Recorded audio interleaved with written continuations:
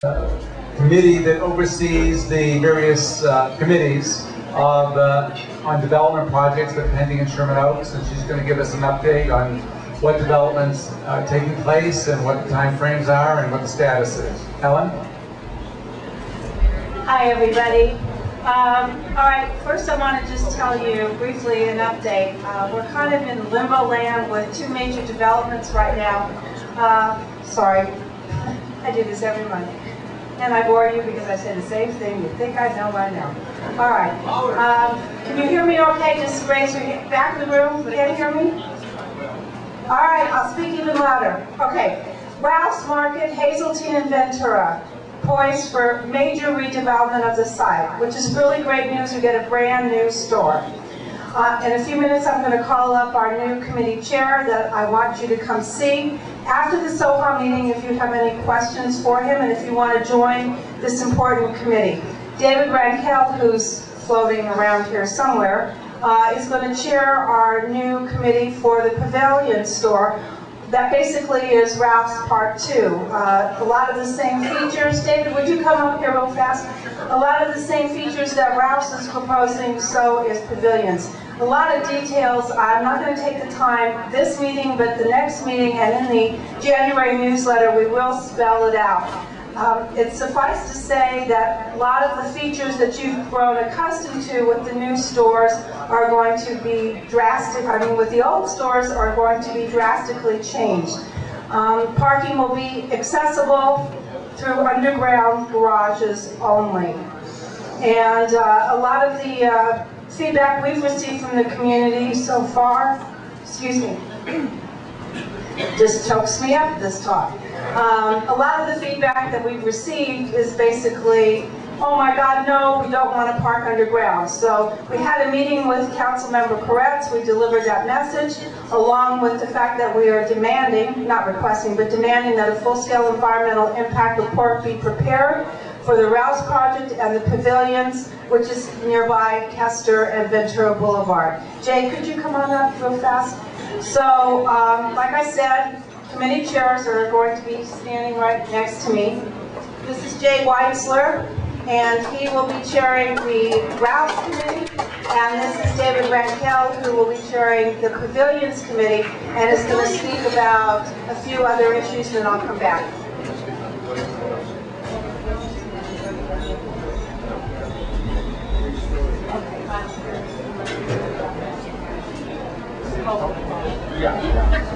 Okay, I have an update on 3 projects. The first is Pavilions. Pavilions, much like Ralph's, you're going to hear from Jay, they want to go up and have a 2-story building with underground parking.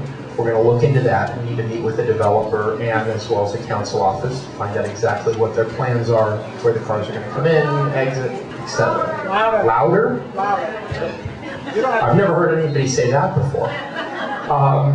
So we've got the Pavilions project is under review.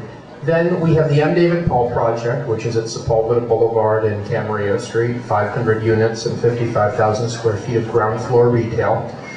500 units going up 8 stories. That's still on the table, and we don't have any new updates. The last public hearing or meeting on that occurred in November of 2004, so they're dragging their feet. And the draft environmental impact report hasn't been released. So you'll start to hear from me a lot when we're going through that. And the other project is the Sepulveda Boulevard, Sepulveda and Burbank, just north of Burbank. That's now our territory. That's considered Sherman Oaks. And we're talking to the council office about that project as well. There have been no plans filed to date on that project, so nothing really that we can fight or review yet, but we do need to meet with the developers and review the plans. Of course, as developers often do, they modify the plans, and so we want to see the most current version before they file the plans, not, draft 1 of 4. So we're going to talk to them too. So those are the 3 that are going on in the western and northwestern portion of Sherman Oaks. Thank you. One of the other projects that we haven't been speaking very much about is the Fashion Square expansion. Due to the economy, which has slowed just about every major development down, that project too is being affected, as well as they have issues to resolve with other parties in the mall. So basically now we can breathe a little sigh of relief, and it works to our advantage because now the project will go forward under a new council member, and tonight there will be questions. For those of you that live in the Fashion Square neighborhood, there will be questions to the candidates about the nature of their commitments in order to protect the Fashion Square neighborhood. And I encourage Fashion Square residents to come up to the candidates afterwards, and if you're not happy with the answers that they've given to you in front of everybody, then this is your opportunity to nail them down. This is why we have the debate. This is for you. And I'm going to introduce Jay, who's going to speak briefly about Rouse. I think you can tell by all the projects that you've heard talked about tonight that there is a serious issue about overbuilding in the area. And most of us certainly want a better Ralph's. It's going to be a great looking store from the inside and all that good stuff. If you've ever been to a Fresh Fair, you know, they're basically pretty nice. But that's a tough location at the corner of Ventura and Hazeltine. Traffic is going to be a large consideration. The height of the building, they've already asked for various exceptions to the specific plan along Ventura Boulevard. And you get one project on top of another project and on top of another project. So while we certainly want a nicer store than what's there, we do have to be careful that all these various problems are mitigated and all the problems put together don't make this a very difficult place to live. So as time goes on, we hope to keep you updated, and if any of you have any ideas or thoughts about it, please come see me or come see Ellen or any of us so we can stay in touch with your feelings as well. I thank you, and we'll be talking again in January. There are other developments in various stages. If you want to hear more about those, you can come see me after the meeting. And yes, the Baroni's property, to our knowledge, is still for sale at $10 million. People talk about a park. Wouldn't that be great in that location? Got 10 million? It's yours. All right, I just wanted to give an update for all the residents, homeowners that are unaware that the City Council is in the process of undermining the residential quality of our neighborhoods.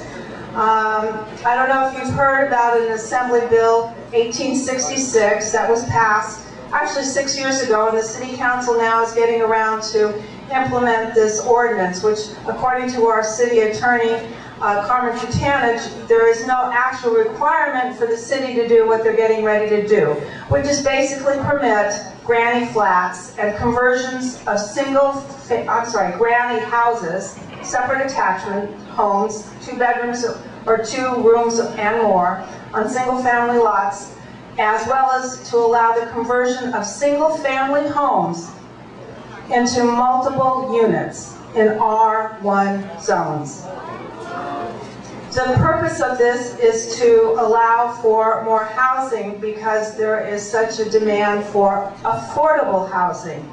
And naturally, there are a lot of questions. Currently, the interim guidelines restrict that the square footage of a lot cannot be under 7,500 square feet to allow for the addition of a granny flat. However, the problem is in the San Fernando Valley, 7,500 square feet is not an unusual square footage for a minimum. Many homes are 10,000 square feet and more. And I like to use my neighborhood as an example. There's a home for sale right now that's 4,300 square feet. And it could very well be to a, quote, developer's need to purchase this home and convert the single-family home into 4 units. Think about that for a minute, and if you're interested in getting involved and helping our council member, Paul Koretz, who has endorsed the motion for this, to see the error of his ways, come let me know. The other item I just want to call to your attention, because I feel it's really important.